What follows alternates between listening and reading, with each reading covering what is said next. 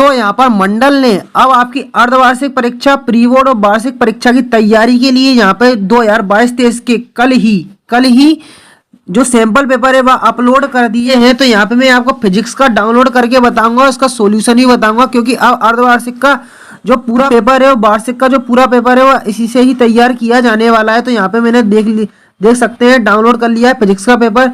कुछ इस तरह से यह पेपर क्रिएट करा है। यहाँ पे इंग्लिश और हिंदी मीडियम वाले विद्यार्थियों, दोनों विद्यार्थियों के लिए काफ़ी अब महत्वपूर्ण यह पेपर है, क्योंकि अब यहाँ पे जो आपकी वार्षिक परीक्षा है और आपकी जो अभी अर्धवार्षिक परीक्षा होने वाली है वह इसी से ही अब आपका पूरा पेपर आने वाला है।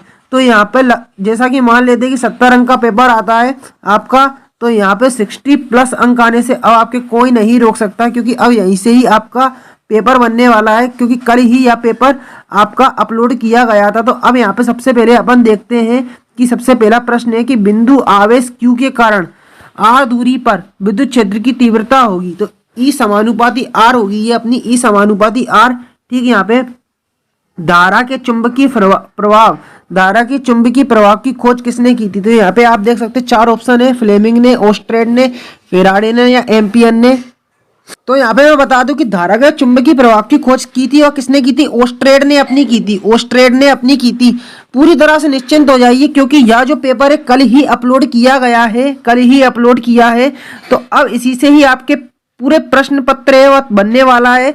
तो यहाँ पे तैयारी पूरी रखें, पूरी तैयारी के साथ आप इसके याद कर लें। अब यहाँ पे अगला प्रश्न है चुंबकीय फ्लक्स का एसआई मात्रक है। तो चुंबकीय फ्लक्स का जो एसआई मात्रक है मैं आपको बताता हूँ। तो यहाँ पे चुंबकीय फ्लक्स का जो एसआई मात्रक होने वाला है वह क्या हो जाएगा? वेबर अपना हो जाएगा। यहाँ पे इंग्लिश में भी लिखा देख सकते हैं, इंग्लिश में भी यहाँ पे आपको दर्शाया है। अब यहाँ पे अगला क्वेश्चन है निर्वात में विद्युत चुंबकीय तरंग का वेग होता है। तो निर्वात में विद्युत चुंबकीय तरंग का वेग क्या होता है? यहाँ पे जो इसका आंसर होने वाला है सी वाला अपना होने वाला है। सी बराबर 1 ब्रैकेट में रूट में μ0ε0, ये इसका आंसर होगा। अब यहाँ पे आगे चलते हैं, तो आगे चल के यहाँ पे आपको इंग्लिश में भी देखने को मिलने वाला है, तो इसे आप देख ले इंग्लिश मीडियम के जो विद्यार्थी है। अब यहाँ पे अगला क्वेश्चन देख सकते हैं, ज्यामितीय छाया में प्रकाश के अतिक्रमण को कहते हैं। तो ज्यामितीय छाया में प्रकाश के अतिक्रमण को कहते हैं व्यतिकरण कहते हैं, विपवर्तन कहते हैं, ध्रुवण कहते हैं या अपवर्तन कहते हैं। तो इस घटना को अपन क्या बोलते हैं? विपवर्तन अपन बोलते हैं, विपवर्तन बोलते हैं। इंग्लिश में भी ये लिखा देख सकते हैं यहाँ पे।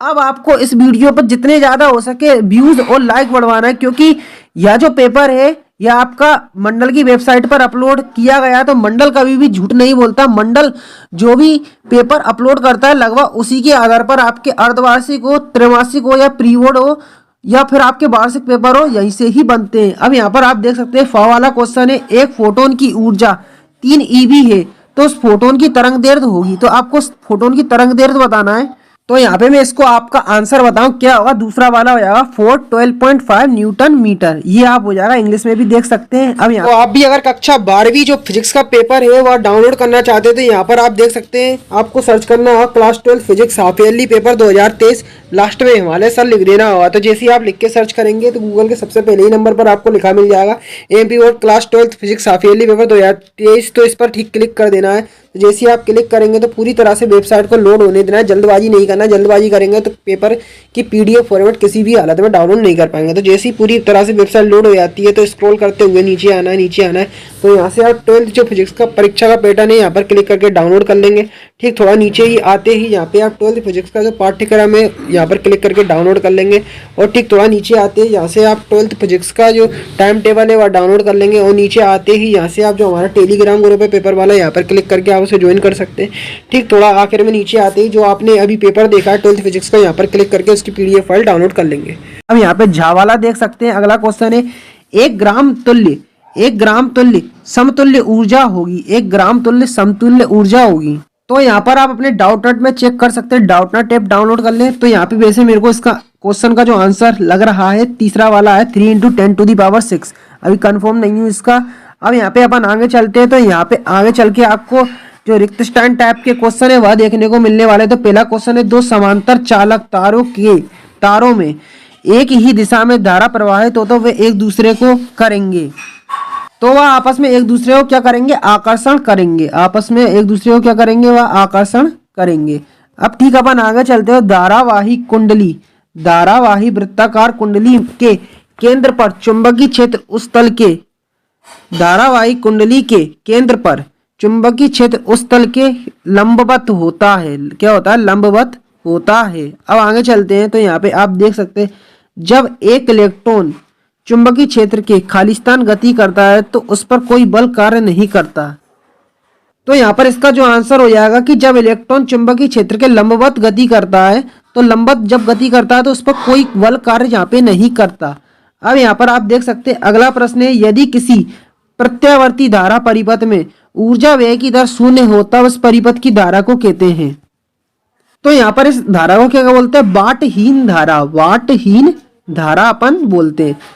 अब यहाँ पे देख सकते हैं कि ट्रांसफार्मर जो है वह किस सिद्धांत पर कार्य करता है? तो अन्योन प्रेरण के सिद्धांत पर कार्य करता है। किसके? अन्योन प्रेरण के सिद्धांत पर कार्य करता है। अन्योन प्रेरण के सिद्धांत पर।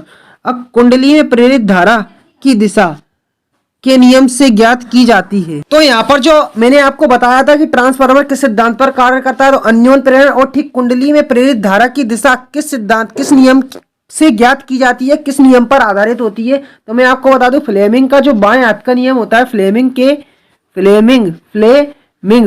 का जो दाएं हाथ का नियम होता है, फ्लेमिंग का दाहिना हाथ का नियम, दाहिना हाथ के नियम पर आधारित ये होती है। ठीक। प्रकाशिक तंतु किस सिद्धांत पर कार्य करता है? तो किस सिद्धांत पर कार्य करता है? पूर्ण आंतरिक परावर्तन के सिद्धांत पर यह कार्य करता है। पूर्ण आंतरिक परावर्तन के सिद्धांत पर यह कार्य करता है। अब इंग्लिश में भी आप ये देख सकते हैं दर्शाए गए हैं। तो पूरी तरह से निश्चिंत हो जाइए, तमाम आप यूट्यूब पर पेपर अपलोड देख रहे होंगे, पर यदि आप इन्हीं पेपर को लगाते हैं जो कि मंडल की वेबसाइट पर अपलोड किए जाते हैं तो यहाँ से अब आपके अच्छे अंक आने से कोई नहीं रोक सकता। तो यहाँ पे अब मैचिंग आ चुकी है, तो मैचिंग आप देख सकते हैं सही जोड़ियां।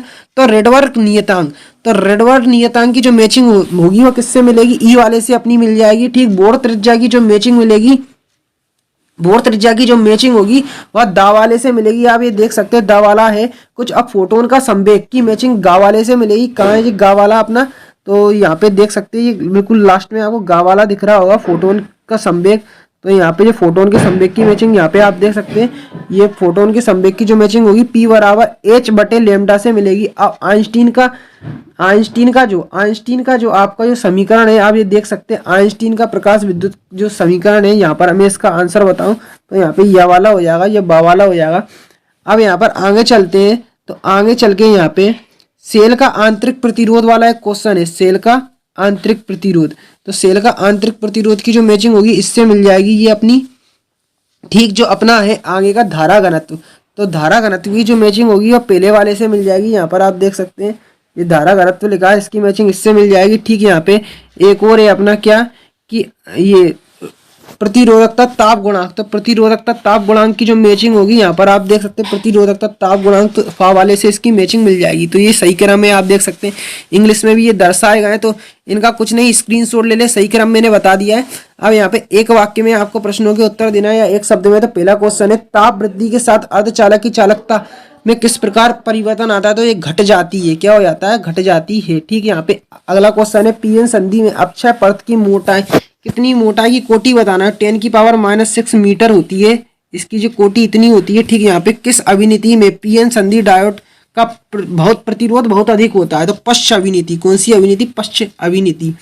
ठीक। यहाँ पे यंग के द्विलिष्ट प्रयोग में किस रंग की फ्रिंज की चौड़ाई सबसे कम होती है? तो बैंगनी रंग की। किस रंग की? बैंगनी रंग की। अब आगे चलते हैं तो पतली फिल्म के रंग का क्या कारण है? तो मैं आपको बता दूं व्यतिकरण है। व्यतिकरण अपना है, व्यतिकरण है। ठीक। यहाँ पे अपन आगे चलते तो यहाँ पे आपको कुछ क्रम बताना है कि विद्युत चुंबकीय स्पेक्ट्रम में विभिन्न भागों की आवृत्ति को बढ़ते क्रम में लिखना है। तो यहाँ पे सबसे कम जो तरंग की वो होती है आवृत्ति पहले नंबर सबसे कम में आती है रेडियो तरंगे, सबसे नीचे आती है रेडियो तरंगे, फिर उससे बड़ी होती है माइक्रो तरंगे, उससे बड़ी होती है कौन सी? माइक्रो, फिर माइक्रो से बड़ी होती है अवरक्त, फिर अवरक्त से बड़ी होती है दृश्य तरंगे, फिर दृश्य से बड़ी होती है परावैंगनी, और परावैंगनी से बड़ी होती है एक्स किरणें, और एक्स किरणें से सबसे बड़ी जो होती है सबसे ज्यादा हाई पावर की वो होती है गामा किरणें। कौन सी? गामा किरणें। अब यहाँ पर आगे चलते हैं तो यहाँ पर आप देख सकते हैं 7वें नंबर का क्वेश्चन है विद्युत चुंबकीय स्पेक्ट्रम में किस भाग की भेदन क्षमता सर्वाधिक होती है? तो गामा जो किरणें होती है, गामा किरणें उसकी भेदन क्षमता सबसे ज्यादा होती है गामा किरणों की। इंग्लिश में भी आप ये लिखा देख सकते हैं, यहाँ पे दर्शाया गया है इंग्लिश में भी। तो कुछ नहीं, इंग्लिश वाले जो है स्टूडेंट वो स्क्रीनशॉट ले ले। अब मैं एक के बाद एक क्वेश्चन पढ़ के बता देता हूँ। किसी विद्युत द्विध्रुव के ध्रुवण आघूर्ण की परिभाषा या अदिश राशि है या सदिश आपको बताना है। अब ठीक है, यहाँ पे देख सकते हैं विद्युत फ्लक्स को परिभाषित करना है, इसका एसआई मात्रक लिखना है। ठीक है, यहाँ पे अनुगमन वेग की आपको परिभाषा लिखना है और धारा गमन अनुगमन वेग में संबंध लिखना है। ठीक है, यहाँ पे आप देख सकते हैं विशिष्ट प्रतिरोध या प्रतिरोधकता की परिभाषा लिखते हुए इसका एसआई मात्रक एवं विमीय सूत्र आपको लिखना है। ठीक है, यहाँ पे 2 अंक के लिए यहाँ पे लिखा देख सकते हैं चल कुंडली धारा मापी की कुंडली के मध्य नरम लोहे की क्रोड क्यों रखते हैं, आपको बताना है। ठीक है, यहाँ पे देख सकते हैं धारा मापी के चुंबक के ध्रुव अवतल क्यों बनाए जाते हैं, आपको बताना है। ठीक, 2 अंक के लिए यहाँ पे एक न्यूमेरिकल बेस्ड क्वेश्चन देख सकते हैं कि 100 ओम का प्रतिरोधक 20 वोल्ट 50 हर्ट्ज आवृत्ति से संयोजित है। तो यहाँ पे इसमें आपको इन दोनों का मान निकालना है, देख सकते हैं। ठीक, इंग्लिश में भी आप देख सकते हैं। यहाँ पे एसी आपूर्ति का शिखर मान 300 वोल्ट है, तो आरएमएस वोल्टता कितनी होगी? एसी परिपथ में धारा का आरएमएस 10 ए है, तो इसकी शिखर धारा कितनी होगी आपको बताना है। अब यहाँ पे आगे चलते हैं, तो 9वें नंबर पे आपसे पूछा है कि पूर्ण आंतरिक परावर्तन के लिए आवश्यक शर्त दाढ़ी बनाने या मेकअप करने के लिए अवतल लेंस का उपयोग किया जाता है, क्यों? ठीक, आगे चलते हैं, तो यहाँ पे प्रकाश विद्युत समीकरण को आपको परिभाषित करना है, इससे संबंधित आइंस्टीन का समीकरण लिखना है। द्रव्य तरंगों की आपको 2 परिभाषा देना है। आगे चलते हैं, तो यहाँ पे आप 11वें नंबर का क्वेश्चन देख सकते हैं। हाइड्रोजन परमाणु में केवल एक ही इलेक्ट्रॉन है किंतु उसके उत्सर्जन स्पेक्ट्रम में कई रेखाएं होती है, क्यों? अब यहाँ पर आप देख सकते हैं यदि परमाणु में इलेक्ट्रॉन अपनी कक्षा में स्थिर हो तो क्या होगा, आपको बताना है। अब यहाँ पर आप देख सकते हैं आगे के क्वेश्चन है, क्या है क्वेश्चन? नाभिकीय विखंडन और नाभिकीय संलयन में 2 अंतर।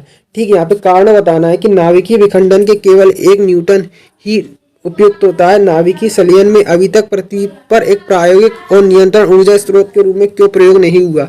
ठीक है, यहाँ पे आगे चलते हैं, तो यहाँ पर आप देख सकते हैं समांतर प्लेट संधारित्र की धारिता के लिए व्यंजक आपको स्थापित करना है, गोस की प्रमेय आपको लिखना है और सिद्ध करना है। यहाँ पे ये 3 अंक में आपको देखने को मिल रहा है। किसी विद्युत परिपथ के लिए किरचॉफ का नियम लिखना है, किरचॉफ के नियम के आधार पर व्हीटस्टोन सेतु का सिद्धांत स्थापित करना है। अब यहाँ पे कुछ न्यूमेरिकल बेस्ड क्वेश्चन देख सकते हैं, तो ये काफी बड़ा है, तो आप इसका क्या करें, स्क्रीनशॉट यहाँ पे ले लें। और ठीक इसके नीचे भी आप एक न्यूमेरिकल बेस्ड क्वेश्चन देख सकते हैं, तो इसका भी आप क्या कर सकते हैं, यहाँ पे स्क्रीनशॉट यहाँ पे ले सकते हैं। और ठीक थोड़ा नीचे आएंगे, तो यहाँ पे आपको 2 लेंसों की फोकस दूरियां f1 और f2 संपर्क में रखे, तो इस प्रकार निर्मित कीजिए कि संयुक्त लेंस की फोकस दूरी f बराबर, तो यहाँ पे ये आपको सिद्ध करना है।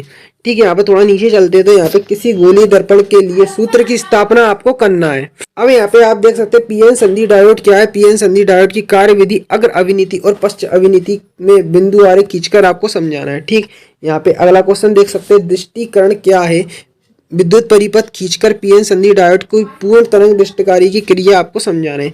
अब यहाँ पे ट्रांसफार्मर से रिलेटेड आपसे क्वेश्चन पूछा है कि ट्रांसफार्मर का वर्णन निम्न बिंदुओं के आधार पर करना है। पहला सिद्धांत, ट्रांसफार्मर के प्रकार, परिणामन अनुपात, नामांकित रेखा चित्र, ये आप देख सकते हैं नीचे लिखा गया। अब प्रत्यावर्ती धारा जनित्र का आपको वर्णन निम्न शीर्षकों के अंतर्गत करना है। पहला सिद्धांत, दूसरा नामांकित रेखा चित्र, तीसरा मुख्य भागों के नाम, तीसरा चौथा कार्यविधि। अब यहाँ पर देख सकते हैं 19वें नंबर पे आपको संयुक्त सूक्ष्मदर्शी का वर्णन निम्न शीर्षकों के आधार पर करना है। पहले प्रतिबिंब बनने की व्यवस्था का किरण आरेख, आवर्धन क्षमता के लिए सूत्र की स्थापना, जब अंतिम प्रतिबिंब, पहला शर्त दे रखिए स्पष्ट दृष्टि की न्यूनतम दूरी। ठीक है, यहाँ पे इंग्लिश में भी ये लिखा देख सकते हैं। अब यहाँ पे खगोलीय दूरदर्शी का वर्णन आपको निम्न शीर्षक के अंतर्गत करना है।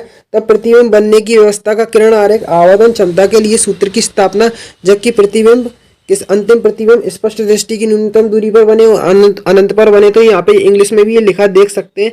तो यह जो पेपर है यह मंडल की वेबसाइट पर कल अपलोड किया था, तो अब यहीं से ही आपका अर्धवार्षिक और फाइनल पेपर कुछ इसी हिसाब का तैयार किया जाने वाला है। तो इसे आप अपनी तैयारी में पूरा 100% तरह से याद कर लें।